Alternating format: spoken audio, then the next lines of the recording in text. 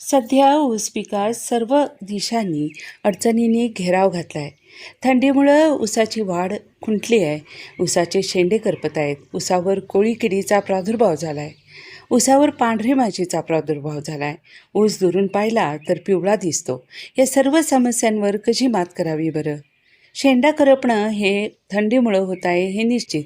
या समस्येवर मात करण्यासाठी चिलेटेड सूक्ष्म अन्नद्रव्यांची फवारणी घ्यावी. त्यामुळं ऊस पिकास आवश्यक त्या सूक्ष्म अन्नद्रव्यांची कमतरता भरून काढता येईल. त्यामुळं ऊस जोमाने वाढीस लागेल, नवीन येणारी पानं रुंद होतील आणि हिरवीगार देखील होतील. जर ठिबक सिंचनाचा वापर ऊसास पाणी देण्यासाठी होत असेल तर शक्यतो पहाटे 4 ते 6च्या दरम्यान पाणी द्यावं. पहाटे पाण्याचं तापमान थोडं अधिक असतं, त्यामुळं ऊसाची मुळी कार्यान्वित होण्यास मदत होते. रोज 1 तास ठिबकनं पाणी द्यावं, जेणेकरून जमीन वापसा स्थितीमध्ये राहील. सध्या सर्वत्र कोळी किडीचा प्रादुर्भाव झालेला जाणवतोय. ऊसाच्या पानांच्या मागील बाजूस एका रेषेमध्ये पांढरे ठिपके दिसतात.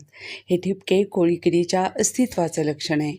त्याच ठिकाणी पांढरी माशीचा देखील प्रादुर्भाव झालेला जाणवतो.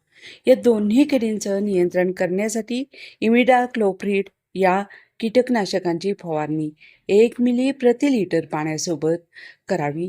त्याचप्रमाणे प्रोपरगाईट हे कोळीनाशक 1 मिली प्रति लिटर पाणी या प्रमाणामध्ये त्याची फवारणी करावी. थंडी, कोळी कीड, पांढरी माशी अशा सर्व बाबींमुळं ऊसांची वाढ खुंटली आहे. ऊस पिवळा पडलाय. त्यास योग्य त्या उपाययोजना केल्यास ऊसांची वाढ पूर्ववत करण्यात यश येईल. जय हिंद. विवेक पाटील, सांगली.